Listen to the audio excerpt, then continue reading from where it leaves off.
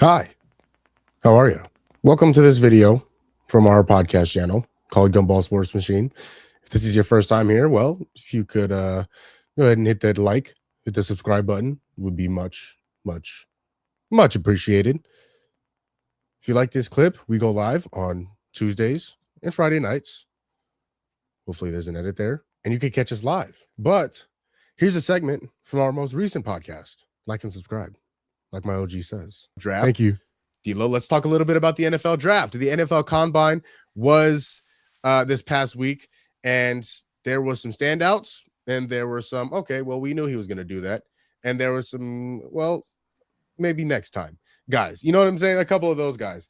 And listen, we all know who's going to go number one, Fernando Mendoza. After that, it is a dogfight of who can be picked at 2, 3, 4, 5, and for the rest of the picks through the 7 rounds of the NFL draft.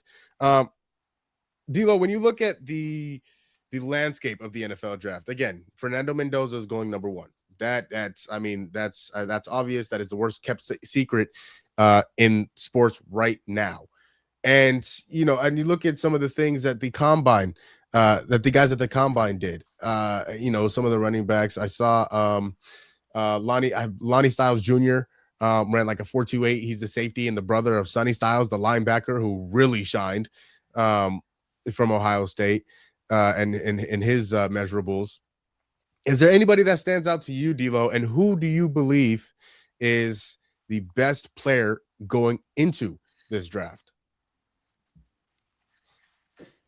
Now, I wouldn't say that he's the best player going into the draft. However, I do think that he has the potential to be the best player coming out of this draft. And that's Enyan Sadiq, the tight end out of Oregon. Oregon, yeah. And when you look at it, he had a record-breaking 40-yard dash. He is the clear tight end number one in this draft. He's got so much speed. He's a great pass catcher, and he's even an underrated blocker. And when you put all of that together, it's giving me George Kittle. It is. It's giving me George Kittle. Now, will I sit here and say that he could be the clear best number one coming out of the draft? No. I don't think that he is the most NFL ready yet. He's sort of in the mix between NFL ready and a project player. He's like dead smack in the middle for me. But just based off of the physicals from the combine, he looks like the complete package, really. So that is my pick. And he is obviously will be a first round draft pick. And if he's not, what are you doing? A lot of teams need a tight end.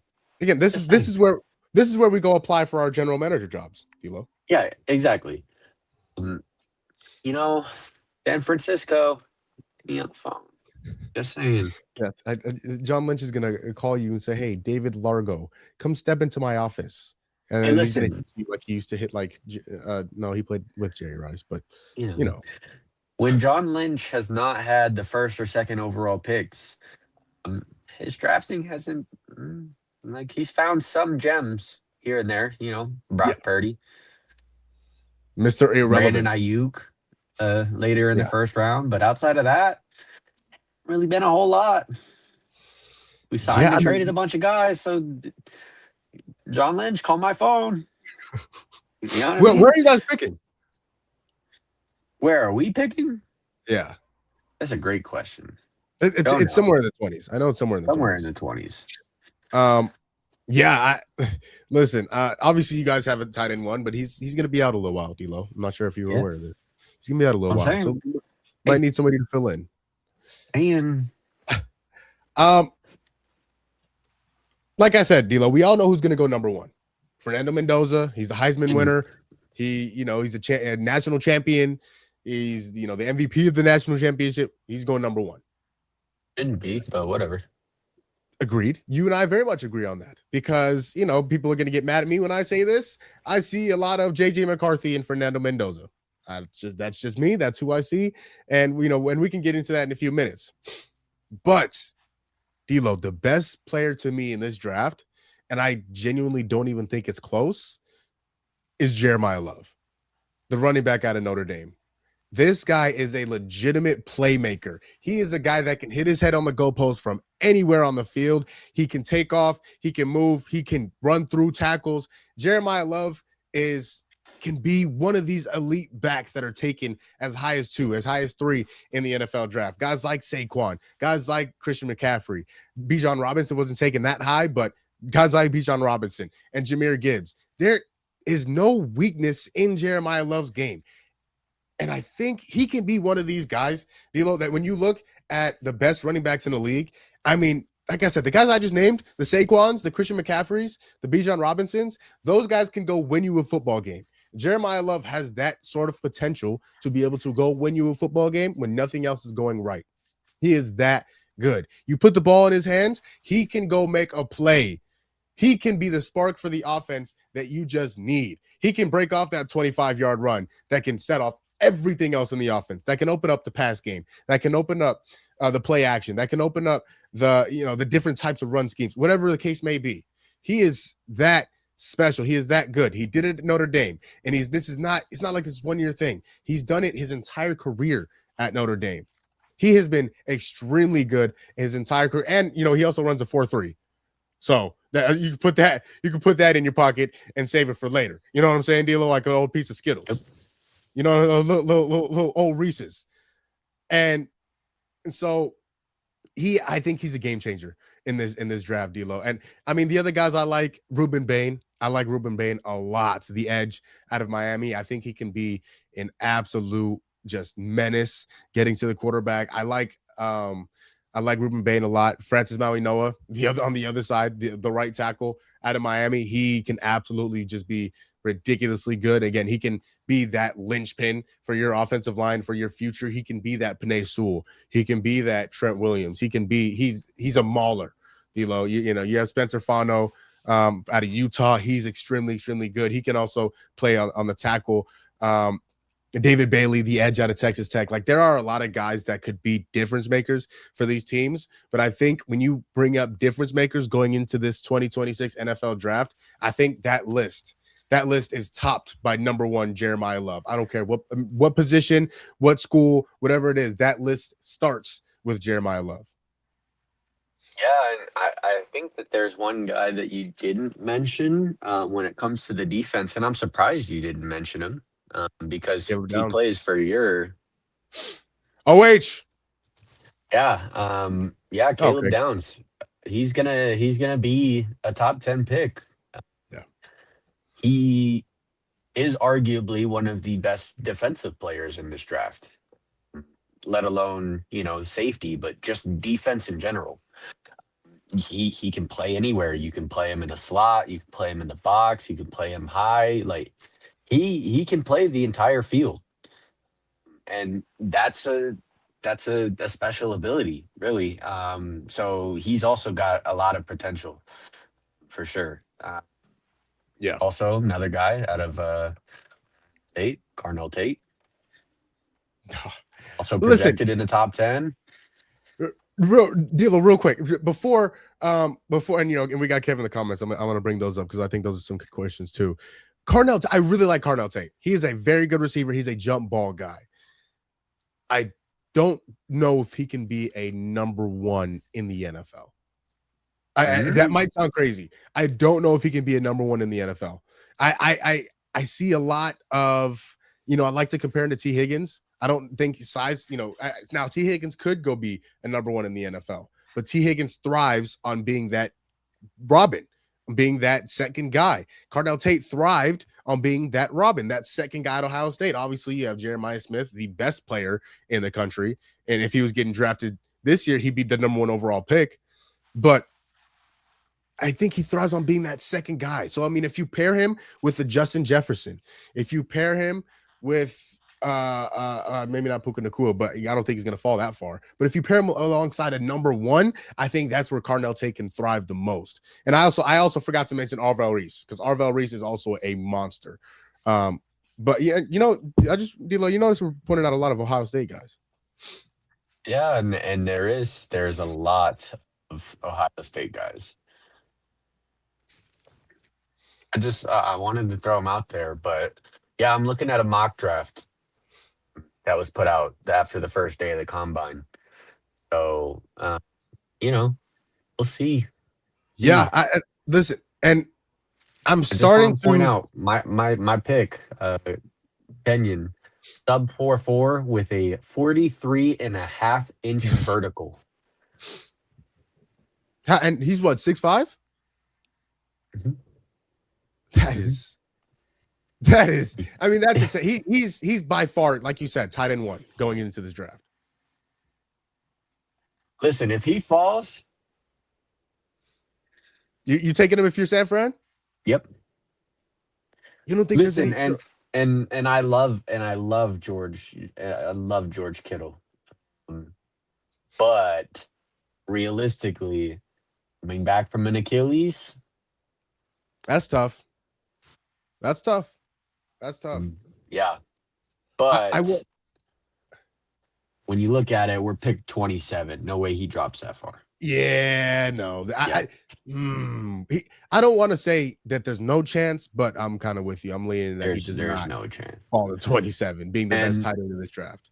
And the other thing is that with all this stuff happening with Trent Williams, he'd probably go tackle. D-Lo, you read my mind. You literally Go read my tackle. You're gonna have to replace him sometime. He's what, 57 years old? He's 37. All right, my bad. Okay. But and he still wants a lot of money. Yeah, he does. But the thing is that he's still one of the best tackles in the league. Absolutely. Still. Absolutely. 37. He is. You know how insane that is? Yeah, that's ridiculous. That's ridiculous. That's crazy. So I mean, because of that, you might have to pay him. You might have to give him the money he's looking for. I would give him the money. I'm telling you, John Lynch, give me the phone. Yo, John Lynch, do not give him the phone. Do not. I will pay him the money. Don't. Yeah. Until he stops producing, why not? But I mean, D'Lo, but if you're giving him money, you're giving him money for what you think he's going to do, not what he's already done. Uh-huh. And you still pay him as much as he wants? You still said that he is one of, if not the best tackle in football. Yep. Absolutely. You don't think he can be that still for the next couple of years? Maybe not the best, but one of the best? 2 years? 3 years? That's a lot. All right, he's going to give him a 2-year deal. Give him a 2-year. Oh, that's fine. It's fine. I think you have to take one in this draft, though. Regardless. You definitely have to take one. Day 2 max. And listen, let me tell you right now. I'm gonna be so serious. If we don't draft a center to get rid of Jake Brendel this year, I'm going to lose my mind. Jake Brendel is the worst center in the National Football League. Okay. The worst. He's not the worst. He is god awful. He's not the worst. He had Brock Purdy either injured or running for his life all year. All right. Get that man off of my team. You better draft a center. Brock Purdy also holds the ball for like 20 minutes before he gets rid of it. That's not true. Okay, but you guys also need a receiver. Yeah, Brandon Ayuk, he's out of there. Is Ricky Pierce all the guy? Might be out of there too. Yeah, because I don't know if we're gonna re-sign him. It's just gonna be number one. Kendrick Bourne. Yeah. Christian McCaffrey. Late. Well, Christian McCaffrey is your number one, period. No matter what, he's your number one running back. He's your number one offensive lineman. He's your number one corner. Christian McCaffrey is number one everything. First of all, that guy is McCaffrey. Huge shout out. Yeah. That guy's. I hate him. Can't stand that guy. Yeah, can't But stand him. like, But he's in a I guess phenomenal. it really just depends on what we get for Brandon Ayuk. Yeah, because I that's the thing. I don't know if No you're gonna way get we, too no much. way we cut him. There's No, zero chance that we cut him. no, that cap hit is huge for a receiver. Yep, Huge. But even then, everybody knows that you have to trade him, D'Lo. So what do you get? A fourth and a fifth, maybe fourth and a sixth? it'd be fine. Yeah, I guess It'd it's be better than fine. nothing. I guess it's better than nothing. And then we get the cap hit off, and Yeah, hey, yeah, that's tough, man. it Ah, is, and it's it is tough. tough because I will Brandon say, Ayuk really should be worth a second round pick. oh, easily. He is coming off an ACL. Mm, He's coming off an ACL, D'Lo. he's going to be 2 years removed from an ACL. He should have played last No, it's year, still an ACL though.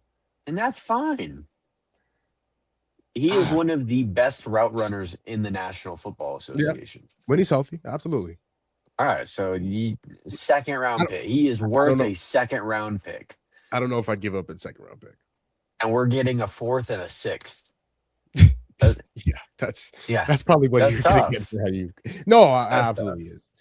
I would, D'Lo. I'm What's these starting. Kevin comments?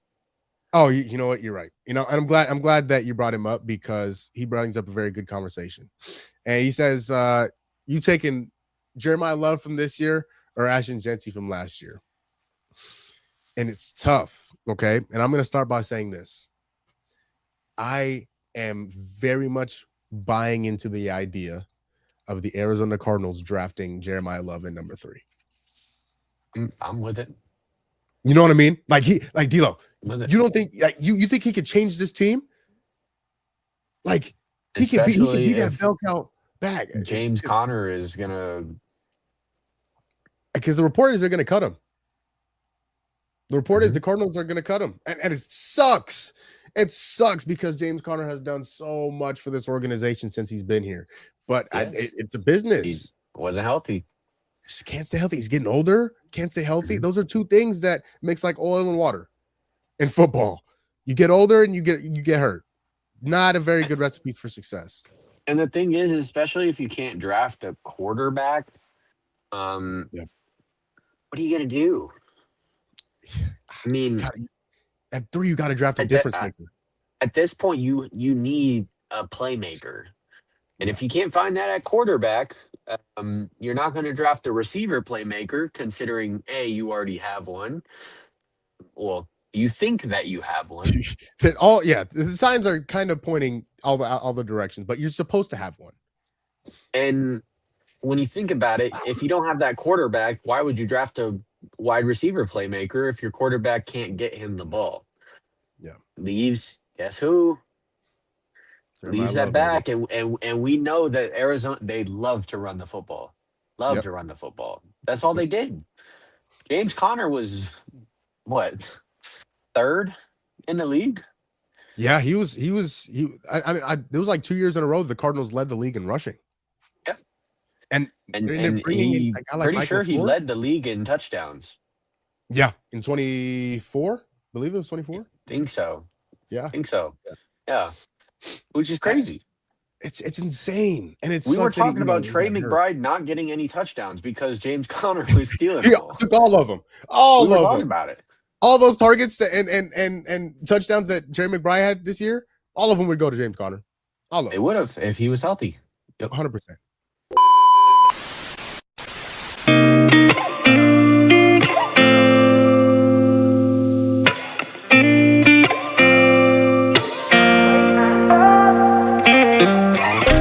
Gotta find my way to